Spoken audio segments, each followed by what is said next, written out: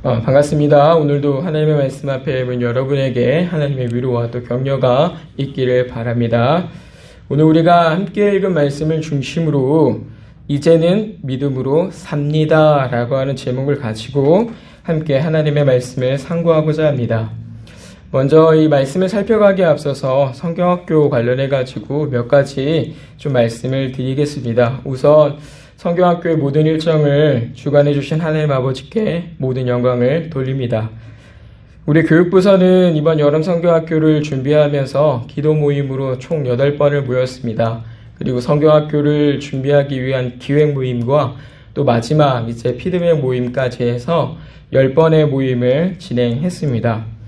방역 수칙을 지키면서 가장 안전하게 성경학교를 진행해야 하기 때문에 모이면서도 많은 의견들을 좀 나눠야 됐고 계획도 뒤로 미뤄가면서 일정을 준비해야 했습니다. 참 쉽지 않은 과정이었지만 하나님께서 은혜를 주셔서 그 모든 일정을 무사히 잘 마무리할 수 있었습니다. 일정 가운데 하나님은 나올 수 없을 것 같았던 아이들을 다 보내주셨습니다. 3일 일정 가운데 아이들이 잘 참여를 해서 준비한 내용들을 잘 공부하고 또 배워갈 수 있었고, 또 날씨와 관련해서도 비 오는 날 1시 반에 해가 나더군요. 저희가 2시부터 이제 3시부터 이제 모임을 하는 시간이었는데 비가 너무 많이 와서 걱정을 참 많이 했었습니다. 근데 1시 반이 되니까 너무 놀랍게 비가 그치더군요. 하나님이 도와주셔서 그 일정들까지도 잘 마무리할 수 있었고, 또 우리가 예상하지 못했던 많은 후원들과 또 격려들이 있어서 성경학교를 부족하지 않게 잘 진행할 수 있었습니다. 개인적으로도 그렇고 또 우리 교사들이 함께 나눴던 내용이지만 준비하는 과정 가운데 하나님의 살아계심과 또 그 일하심을 정말 깊게 경험할 수 있었던 시간이었습니다. 그리고 또 기도의 힘이라고 하는 것과 또 응답하시는 하나님, 또 다음 교회를 세워가기 위해서 하나님의 뜻을 따라서 교사들 각자가 헌신하는 것들을 통해 주어지는 열매들, 이런 것들을 우리가 함께 보면서 하나님께 참 감사했었습니다. 모쪼록 물질과 또 기도로 후원해 주신 우리 성도님들께 다시 한번 감사의 말씀을 드리고, 저희가 이제 이번 주 중부터 해서 사진전도 준비하고 아이들이 성경학교를 진행했던 공과의 내용들도 좀 여러 가지로 전시하고 또 함께 했던 내용들을 영상으로 만들어서 이제 성도님들께 조금 보내드리려고 합니다. 그러니까 그것도 조금 많이 기대해 주시고 또 관심 가져주시고 우리 아이들에게도 계속해서 관심과 또 기도를 해주시기를 부탁드리겠습니다. 오늘 우리가 읽은 본문 신명기입니다. 이 신명기는 모세가 이스라엘 백성을 모아놓고 마지막으로 다시 한번 하나님의 말씀을 강론하는 말씀입니다. 신명기의 이 말씀이 사실은 두 번째 율법이다라고 하는 의미를 갖는데, 그건 첫 번째 받았던 그 말씀에서 또 다른 것들을 주셨기 때문이 아니라 처음 받았던 그 말씀을 다시 풍성하게 그 백성들 가운데 새긴다라고 하는 의미의 두 번째 율법이라는 내용입니다. 모세는 이제 모압 평지에서 가나안 땅, 약속의 그 땅을 바라보고 있습니다. 그런데 이제 그의 나이가 120이 되었습니다. 성경이 기록하고 있듯이 모세의 나이는 120이었지만 그의 귀와 눈이 흐리지 아니하고 또 기력이 쇠하지 않았던 것을 우리가 확인합니다. 그럼에도 불구하고 하나님께서 모세에게 말씀하셨던 것과 같이 그는 가나안 땅에 들어가기가 허락되지 않았기 때문에 그 모압 평지에서 자기의 생을 마감하게 됩니다.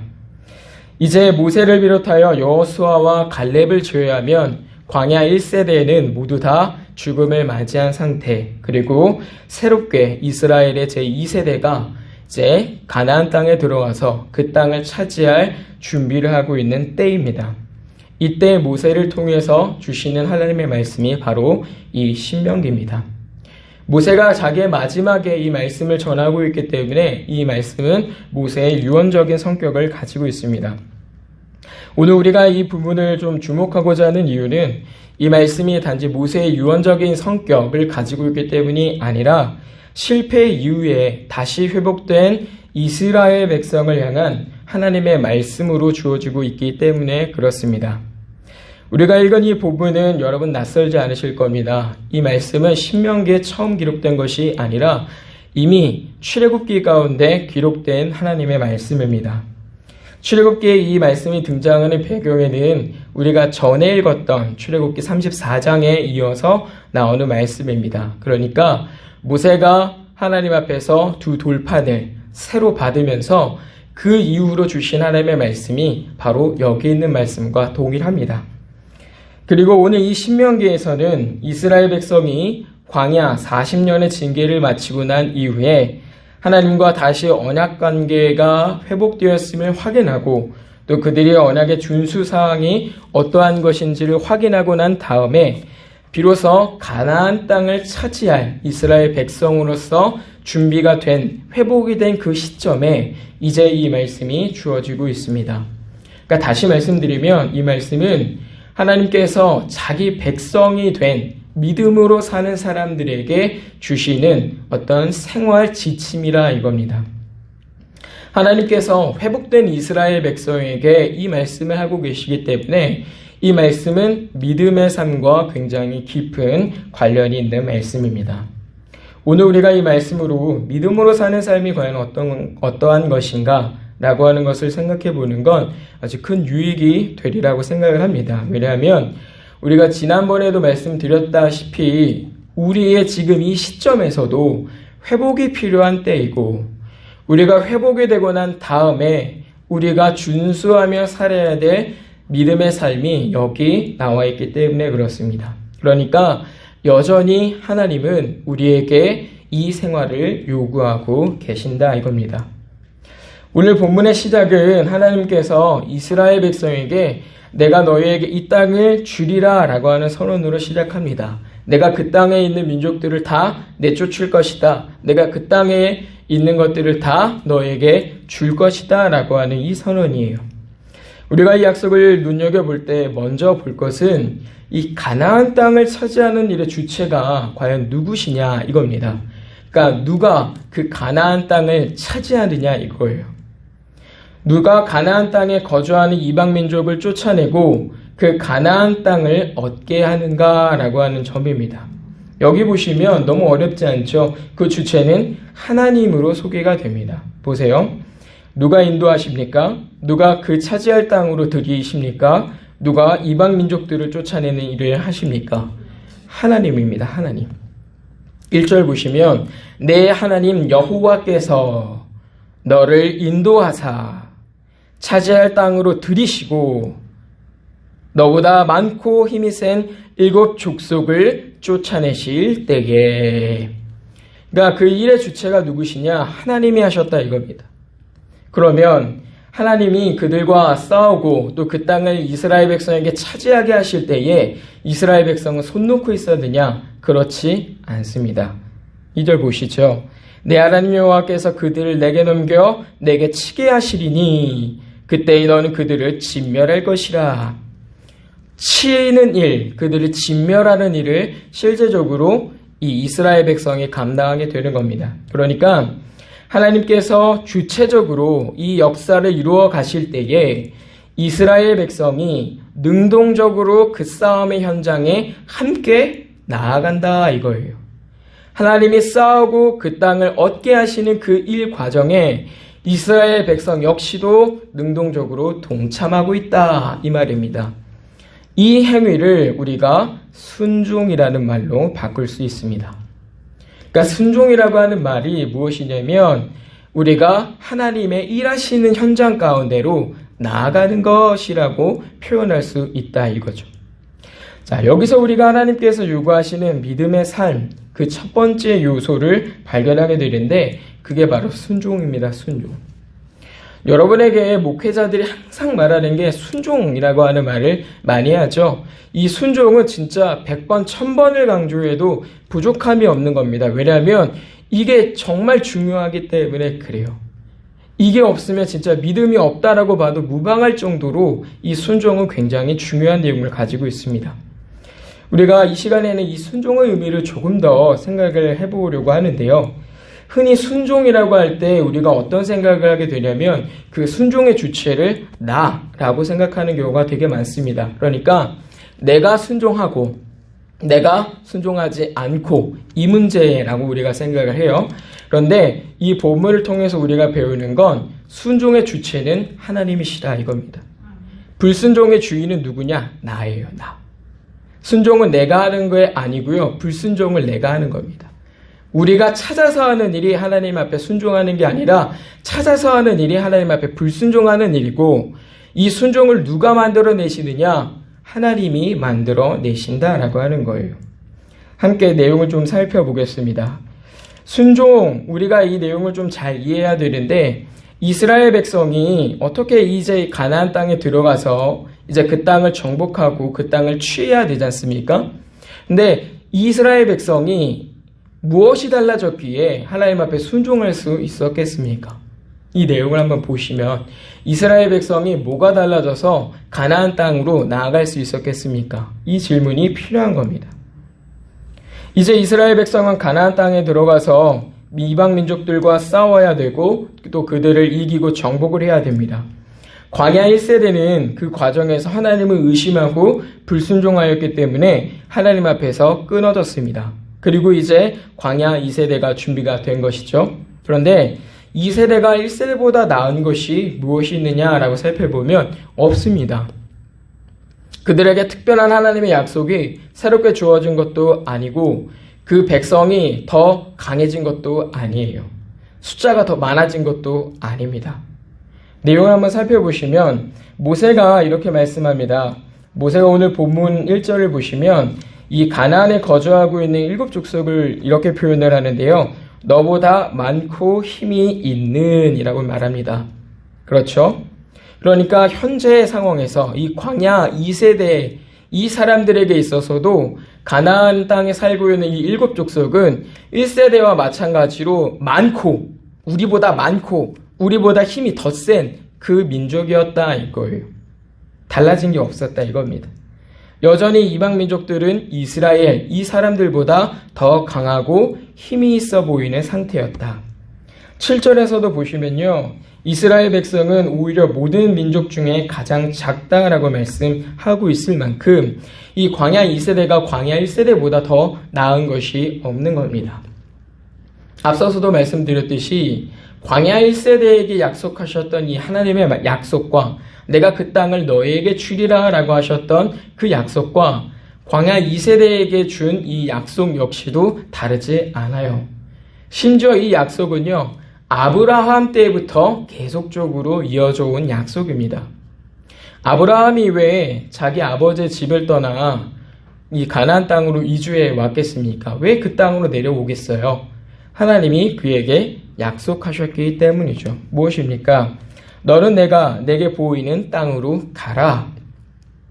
아브라함에게 나타나셔서 하나님이 그에게 요구하셨던 것은 내가 너에게 보일 그 땅으로 너는 가라라고 하신 말씀이에요. 그 땅이 어디냐면 가나안입니다. 그리고 아브라함이 그 가나안 땅에 이르게 되었을 때 하나님이 뭐라고 말씀하시냐면 그 땅을 너의 후손들에게 내가 줄 것이다 라고 약속을 하시죠. 그러니까 가나안 땅을 차지할 것이다 라고 하는 이 약속은 한 번도 달라진 적이 없었다. 심지어 이 광야 2세대에게 주어진 약속도 전에 그 약속보다 더 나은 것이 없는 똑같은 약속이었다라고 하는 점이에요. 무엇 하나 다른 것이 없는 상황입니다. 그런데 광야 1세대는 실패를 했지만 지금 이 광야 2세대는 실패하지 않고 그 땅으로 들어가고 여리고를 점령하고 그 땅에서 정복전쟁을 해나가죠. 무엇이 달랐기에 그 순종할 수 있었느냐? 바로 하나님께서 그들 가운데 순종을 이루어내셨기 때문이라 이거예요. 그러니까 다른 말로 얘기를 하면 우리가 순종한다라고 하는 건 역시도 하나님의 주권적인 사역의 결과라 이겁니다. 하나님께서 주권적으로 일하셔서 내 마음 가운데 두려움이 있으면 그거 잘라내 주시고 용기가 필요하면 용기 주시고 순종해야 될 뭔가가 필요하면 내가 필요한 뭔가가 있으면 그거 주셔서 하나님이 내게 순종할 마음을 일으켜 주시고 순종할 수 있게 만들어 가신다 이거예요. 주권적인 사역의 결과가 하나님 앞에 순종하는 겁니다. 그래서 우리가 하나님 앞에 불순종하는 건 자연스러운 일입니다. 하나님의 불순종하는 건 본래 우리가 할 수 있는 일이에요. 우리만 할 수 있는 일이죠. 그것을 즐겨하는 건 어떻게 보면 굉장히 자연스러운 일입니다. 그런데 순종한다라고 하는 건 반드시 내 힘이 아니라 하나님께서 해주셔야 되는 일인 거예요. 그래서 순종이 중요한 이유는 그것 안에 우리가 하나님을 믿음으로 얻는 결과들이기 때문에 그렇습니다. 그래서 이 순종이라고 하는 것이 하나님의 주권적인 사역의 결과이기 때문에 우리가 하나님 앞에 자랑할 것이 없는 거예요. 사도 바울이 나의 나 된 것은 다 하나님의 은혜라라고 말할 수 있는 이유가 바로 여기 있는 겁니다. 그의 순종을 누가 이루셨기 때문에? 하나님이 이루셨기 때문에. 우리의 믿음의 선조들이 목숨을 걸고 순종해야 되는 자리에서 순종할 수 있었던 이유가 거기에 있는 거예요. 그 사람들이 너무 특별해서가 아니라 하나님께서 그들에게 순종할 것을 이루어내셨기 때문에, 그리고 그들이 그걸 믿음으로 감당했기 때문에 그렇습니다. 그러니까 우리가 이것들을 잘 알아야 되는 거예요. 오늘 내용도 보시면요, 하나님이 이스라엘 백성의 첫 번째 실패를 통해서 이스라엘 백성이 얼마나 연약하고 얼마나 그 일들을 잘 못하는 사람인지를 가장 잘 알고 계십니다. 그래서 1세대와 다르게 2세대에는 누구를 남겨주셨냐면 갈렙 그리고 여호수아를 남겨주셨어요. 1세대 중에서 이 두 사람이 누굽니까? 살아있는 증거예요. 1세대에. 하나님이 우리에게 믿음으로 이 일들을 감당하게 하셨었다라고 말할 수 있는 증거란 말입니다. 그래서 이 2세대에게 너희는 담대하라, 그 사람들은 별것도 아니다 라고 말할 수 있는 이 사람들을 남겨두시죠. 왜요? 그들이 여전히 두려워 떨 수 있기 때문에. 여러분, 갈렙이 어떤 사람입니까? 여호수아는 너무 유명한 사람이라서 우리가 얘기할 필요도 없지만, 갈렙은요, 그 나이 80이 돼서 내가 드디어 이 땅을 정복하게 되었구나, 내가 드디어 이 백성을 칠 수 있게 되었구나, 내가 나가겠다 라고 해서 싸움에 나간 사람이에요. 난 나이가 너무 많아서 그 때를 맞췄어야 되는데 그 때를 못 맞춰서 이제는 내가 못 나간다, 너희가 나가라, 그러지 않았습니다. 그때 하지 못했던 그 믿음의 순종을 내가 오늘 하겠다라고 나간 거예요. 그게 갈렙입니다. 갈렙. 하나님께서 이스라엘 백성을 얼마나 든든하게 붙잡아 가시는지 우리를 잘 봐야 됩니다.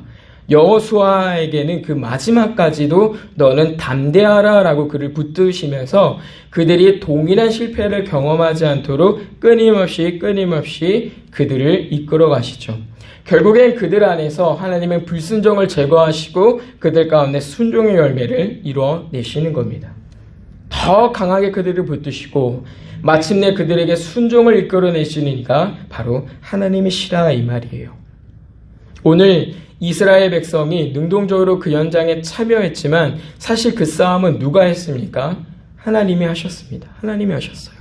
마찬가지로 우리의 불순종과 싸우시는 하나님이 우리를 순종의 길로 이길 수 있도록, 나갈 수 있도록 그렇게 이겨주신 것이죠. 순종의 사전적인 의미는 순순히 따르다라고 하는 의미입니다. 여러분, 솔직히 생각해 보십시오. 여러분, 우리 중에 하나님을 순순히 따르는 일이 많습니까? 그렇지 않은 일이 더 많습니까? 제 눈으로만 봐도요, 하나님 앞에 순순히 따르지 않은 일은 굳이 애써 찾아보지 않아도 너무 쉽게 보여요. 그렇잖아요? 좀 안 보고 싶은데 이렇게 눈에 들어올 때가 많이 있죠. 이 일이 더 많이 있죠. 그런데 그러한 상황에서 불순종하는 나를 꺾어버리시고 순종하게 하시는 이가 하나님이시라 이거예요. 순순히 따라가지 않으려고 하는 나를 꺾어버리시고 순순히 따라가게 만드시는 이가 하나님이시라 이 말입니다. 생각해 보십시오. 모세가 처음부터 하나님, 내가 당신의 백성을 이끌겠습니다 라고 하고 나왔습니까? 아니요. 하나님, 나는 못합니다. 선지자들은요, 용기를 가지고 하나님, 내가 나가겠습니다 라고 합니까? 아니요. 이사야 선지자, 예레미야 선지자 보십시오. 나 못하겠습니다. 그런데 그러한 사람들을 꺾어버리시고 순종하게 하시고 자기의 종으로 쓰신 이가 누굽니까?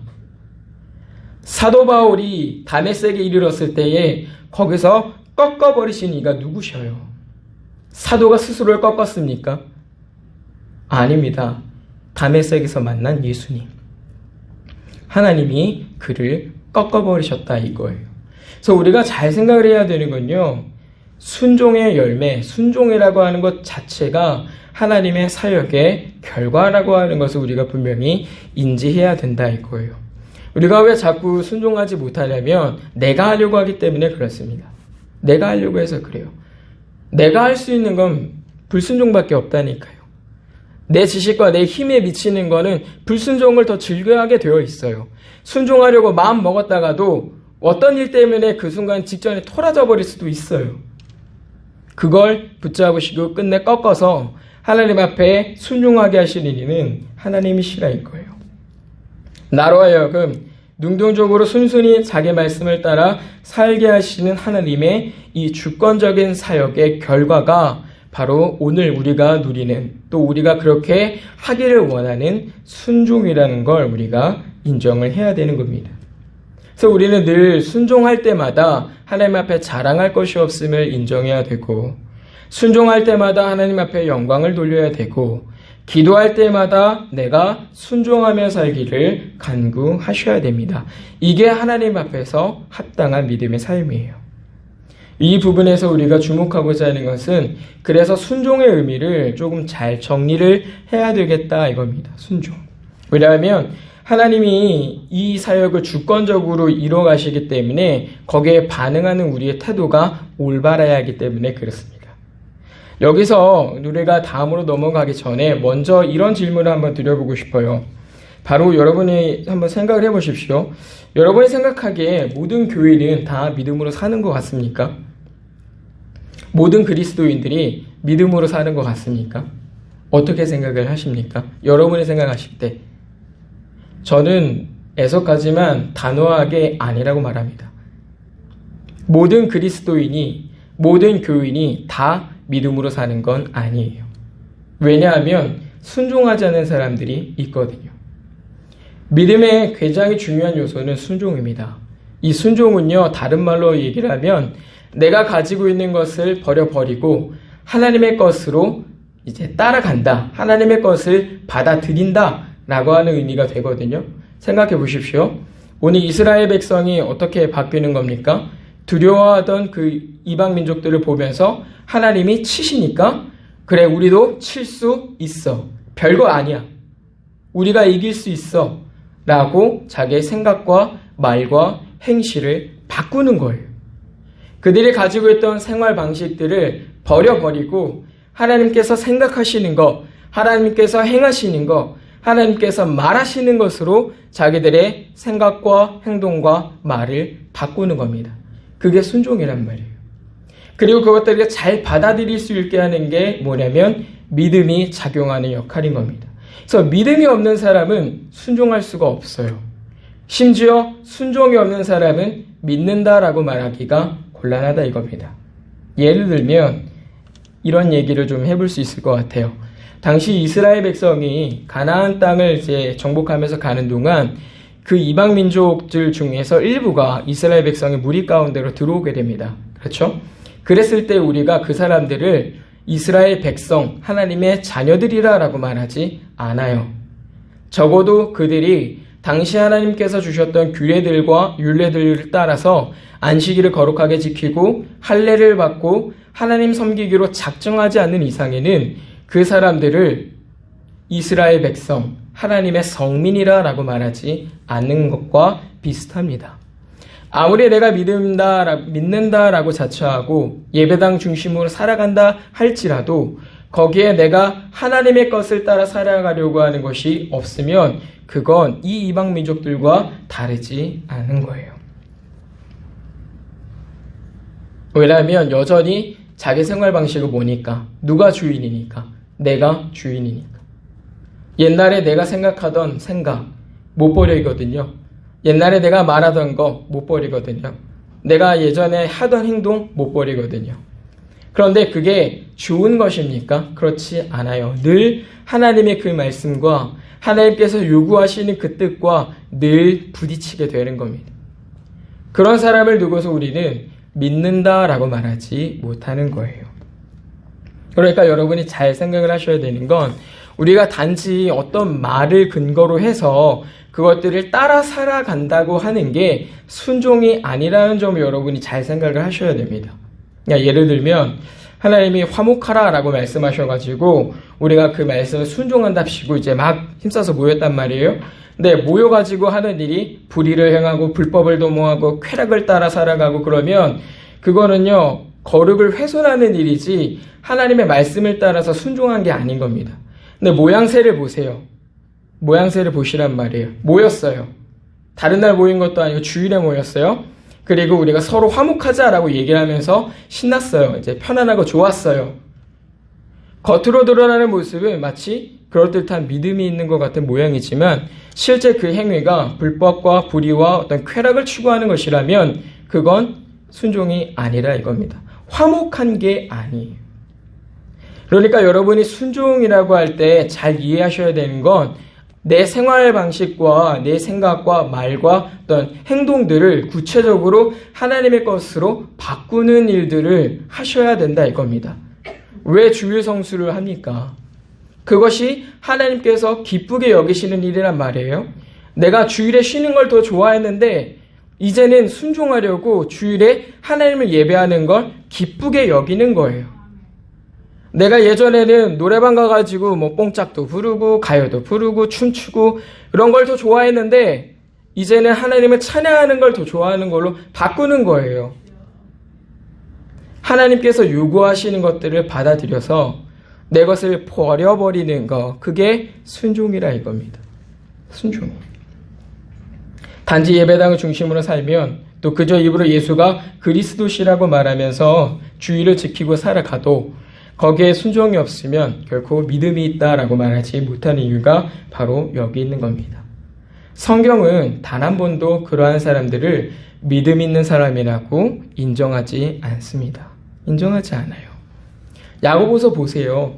행함이 없는 믿음은 죽은 믿음이라고 말합니다. 믿음이 없는 행함은요 가짜인 거예요. 왜 그런 말씀을 하겠습니까? 믿음이 있다 하면서 자기 행실과 자기 말과 자기 것을 버리지 아니하고 하나님의 것을 취하지 아니하는 그 사람을 믿음이 있다 말하지 못하기 때문인 거예요. 잘 생각을 하셔야 되는 겁니다. 지금 이스라엘 백성이 가나안 땅을 정복하면 그 이유가 바로 이 믿음으로 하나님의 말씀을 받아들여서 자기의 것들을 버리고 하나님 앞에 순종하려고 하나님께서 기쁘게 여기시는 것들로 바꿔가는 굉장히 중요한 작업인 겁니다. 하나님이 뭐 폭군이셔가지고 가나안 땅에 잘 살고 있는 그 사람들을 내쫓으신 거예요. 일부러 그 사람들을 괴롭히시려고 이 백성들을 갖다가 그것을 이제 침략하게 하시겠습니까? 하나님이 능력이 없어서 그 백성들을 다 이주하게 하시고 난 다음에 이스라엘 백성을 그 가운데로 못 들이신 겁니까? 아니란 말이에요. 이스라엘 백성이 가나안에 있는 그 죄로 물든 그 백성들과 다투고 싸워가면서 하나님 앞에 믿음으로 사는 것들을 훈련해가고 하나님 앞에 순종하는 것들을 훈련해가는 거예요. 그렇게 하면서 그 땅을 마침내 얻도록 하시는 것이 하나님께서 그들에게 계획하신 일이었다 이겁니다. 그 과정에서 실제로 이스라엘 백성들은 어떻게 해요? 자기들의 생각, 말, 행동들을 바꾸는 겁니다. 여리고성 무너뜨릴 때 어떻게 무너뜨렸나요? 우리는 못 무너뜨릴 것 같은데 그러면서 가만히 있었나요? 아니죠. 너희는 이렇게 해라 라고 하는 그 말씀 가운데 이스라엘 백성이 의심합니까? 안 합니까? 그냥 그 자리에 가만히 있습니까? 안 있습니까? 갑니다. 가요. 그것이 순종이라고 하는 걸 우리가 깊게 잘 기억을 해야 됩니다. 우리가 늘 순종이라고 할 때 그것이 내 것이고 내 열매라고 생각해서 그것들을 내 것으로 취하려고 하시면 우리는 거기서 얻을 수 있는 것이 아무것도 없습니다. 이 일이 하나님께서 이루신 것이고 나를 그 일 가운데 동참하게 하신 것, 나를 그 자리 가운데 능동적으로 나가게 하신 것에 감사하지 않으면 우리는 이 순종으로 얻을 수 있는 것이 없어요. 함께 읽은 이 본문을 통해서 우리가 계속 또 눈여겨볼 것이 또 하나 있는데 그게 뭐냐면 단호함입니다. 단호함. 이건 다른 말로 죄로부터의 순결함이라고도 표현할 수 있을 것 같아요. 하나님이 이 백성에게 얼마나 순결하기를 바라시는가를 한번 보시면요. 가나안 땅에 거주하고 있는 자들에 대해서 모두 진멸하라 이렇게 말씀하시죠. 근데 그냥 진멸하라 라고 끝나는 게 아니라 그 뒤에 뭐를 말씀하세요? 너희는 불쌍히 여기지도 말라 라고 말씀하세요. 너무 무서운 말씀이지 않습니까? 너희는 그들을 물리칠 때 불쌍히 여기지도 말고 그들을 진멸해라 이렇게 말씀하시는 거예요.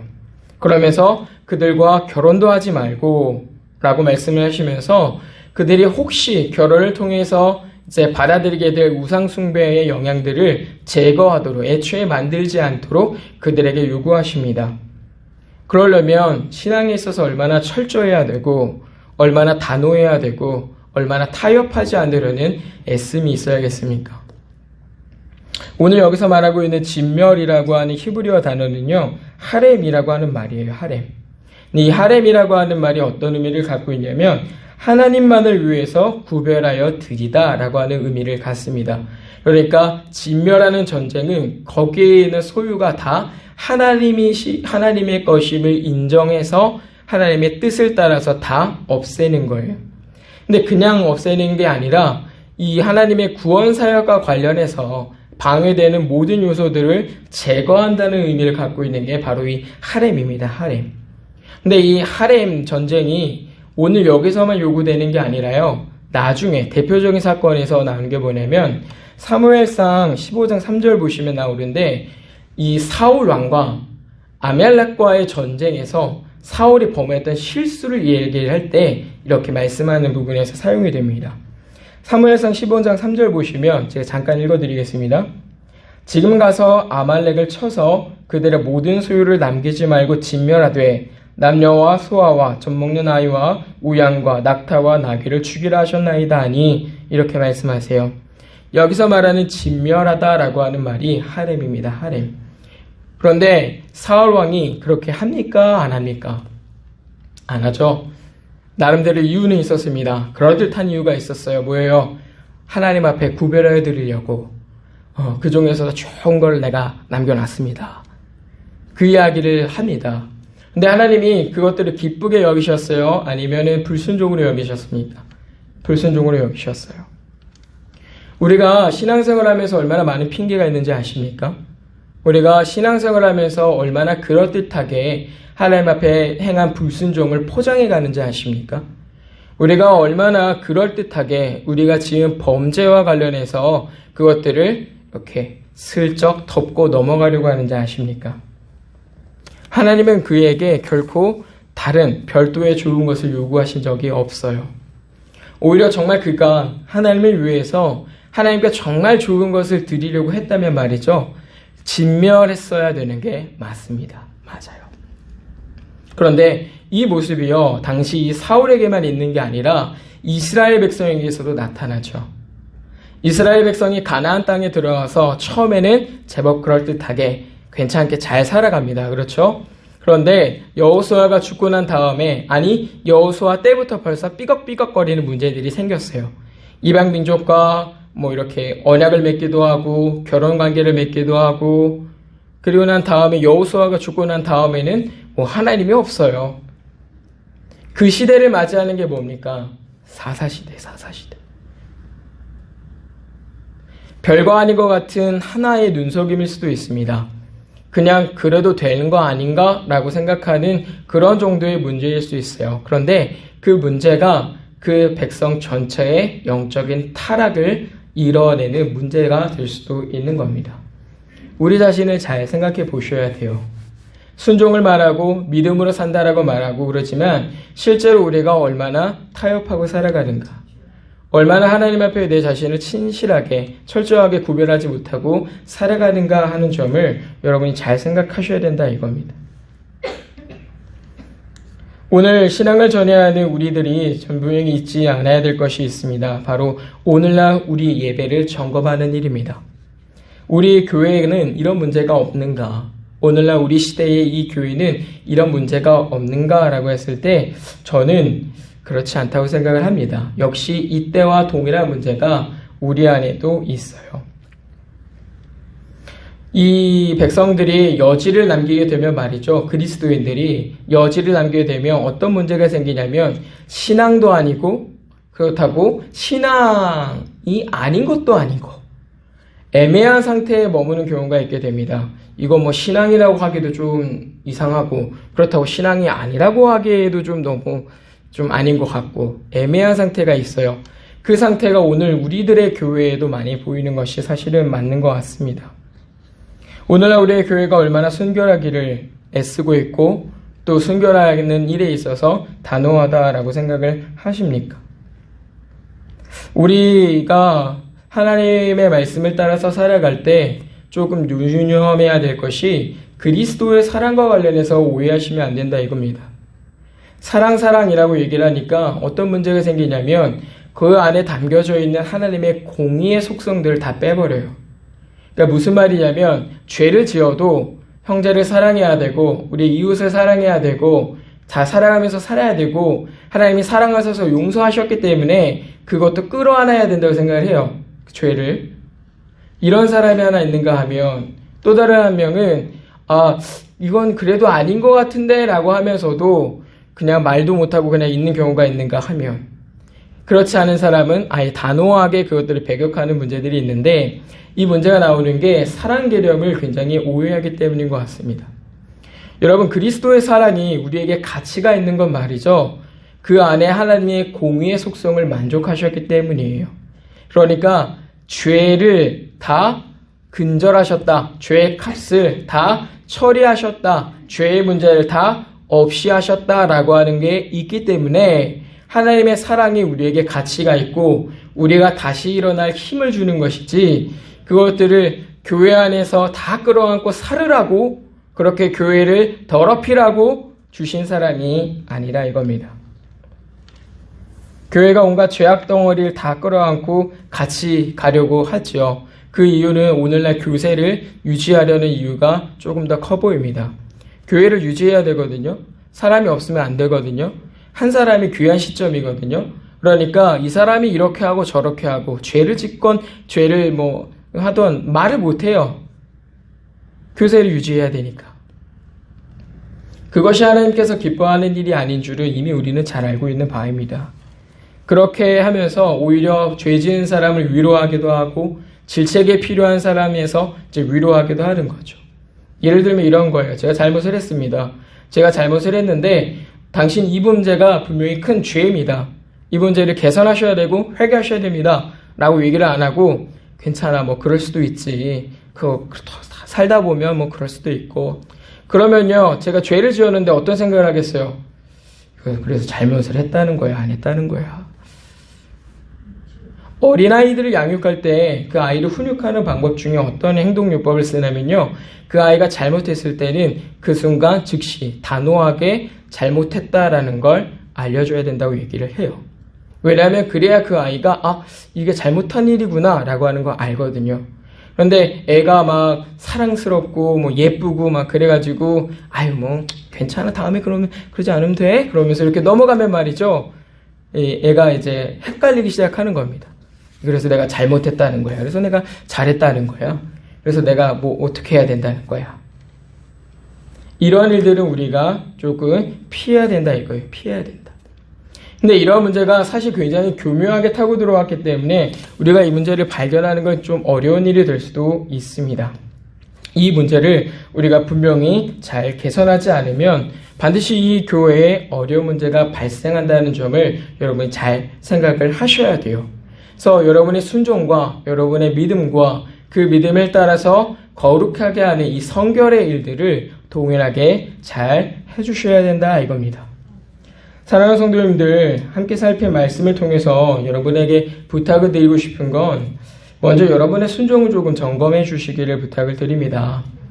그 일이 그냥 말을 따라서 행동을 하려고 하는 것인지 아니면 정말 나를 바꿔가면서 내 안에 있는 것들을 버려가고 하나님의 것으로 대신 바꿔가는 그러한 순종인지 여러분의 순종을 점검해 주시고 내 안에 이루실 그 순종을 기대하십시오. 하나님이 나로 하여금 순종하게 하실 것을 기대하시고 나를 꺾어버려 주시길 기도하시고 그 일들을 아주 강하게 하십시오. 때로는 여러분 진멸을 위해서 우리는 불편함을 감수해야 되는데요. 여러분 이 불편을 잘 감수해 주시길 바랍니다. 교회는 그냥 일반 세상 공동체가 아닙니다. 회사에서 사람들이 만나서 이제 노닥거리는 데가 아니에요. 산악회가 아닙니다. 무슨 동호회, 동아리 그런 모임이 아니에요. 이 교회는요, 거룩을 지키고 이 땅을 거룩하게 하고 하나님의 구원 사역을 이 땅 가운데 이뤄내고 하나님의 뜻을 이뤄가는 거룩한 기관인 겁니다. 그렇기 때문에 때로 우리는 죄를 미워하고 그 일들을 제거하는 일에 있어서 이 불편함을 감수해야 돼요. 저 같은 목회자가 이 일을 사실은 가장 많이 하는 일이죠. 죄 지었는데 그걸 얘기를 해야 되잖아요. 그러려고 하다 보면 어떤 문제가 생길까요? 싫은 얘기를 해야 되겠죠. 그럼 무슨 일이 생기겠어요? 불편하겠죠. 근데 내가 부담스럽고 내가 불편하다고 그 얘기를 안 할 수가 있습니까? 그럴 수는 없다 이거예요. 여러분 고난이 그냥 내 생활이 어렵고 힘들고 쪼그라들고 병에 들리고 그래야만 고난이 아닙니다. 죄를 다스려가는 이 일 자체가 사실은 우리에게 주어진 고난이에요. 이스라엘 백성 보세요. 이제 가나안 땅으로 들어가서 이방 민족들과 싸워야 되는데 얼마나 그 마음이 불편하겠습니까? 태어나서 처음 누군가와 대적을 해야 되고 태어나서 처음 누군가의 피를 봐야 되고 태어나서 처음 거침없이 해치면서 나가야 된단 말이에요. 불편한 일이 될 수 있습니다. 그런데 그 불편함, 그 고난을 기꺼이 감당할 수 있는 것이 우리는 하나님의 말씀을 따라 죄를 진멸해야 되기 때문임을 여러분 잘 기억해 주십시오. 그런 불편함을 우리가 감수해야 되기 때문에 하나님 앞에 늘 은혜를 구해야 하는 겁니다. 이제 말씀을 마치겠습니다. 여러분 하나님 앞에서 조금 더 순종하는 모습으로 믿음에 합당한 삶을 살아주시길 부탁을 드립니다. 하나님은 그때만이 아니라 지금도 우리를 이끌어가는 분이십니다. 코로나 시대에도 방송 장비가 하나도 없어도 우리가 비대면 예배를 할 수 있는 이유가 하나님의 예비하심 때문이라고 생각이 돼요. 뒤돌아보니까 2020년도 코로나가 발생했지 않습니까? 근데 그 직전에 무슨 일이 있었냐면요, 5G라고 하는 5세대 통신 기술이 보급이 됐어요. 코로나가 터지기 딱 그 시점과 그 직전에 이 통신 기술, 예전보다 200배가 더 빠른 핸드폰으로도 할 수 있거든요. 그 기술이 보급화가 됐습니다. 상용화가 됐어요. 그 기술이 있기 때문에 사실 지금 우리 교회 같이 또 특별한 장비가 없어도 영상 예배를 할 수 있는 겁니다. 하나님의 때에 따라 예배하신 길이 있고 방법이 있습니다. 그러니까 우리는 다른 걸 염려하기보다도 순종하는 일에, 내 것을 버리고 하나님의 것을 받아들이는 그 일에, 그리고 죄와 타협하지 않고 그것들을 진멸해가는 일에 우리가 관심과 힘을 쏟아야겠다 이 말입니다. 이런 은혜가 우리 모두에게 있어서 하나님의 일하시는 교회로 이 땅을 살아가게 되기를 진심으로 바랍니다. 기도합니다. 하나님 아버지 감사합니다. 오늘 우리에게 말씀을 주시니 참으로 감사합니다. 하나님 우리를 꺾으시고 우리에게 순종을 이루어 주시옵소서. 우리가 진멸해야 할 문제들 앞에 담대히 서서 진멸할 수 있도록 우리 마음에 정결을 허락하여 주시옵소서. 하나님 아버지 이제는 우리가 믿음으로 삽니다. 하나님 우리와 함께 하시고 우리를 인도해 주셔서 영원히 하나님의 복된 백성으로 살게 하옵소서. 감사드리며 예수님 이름으로 간절히 기도드리옵나이다. 아멘.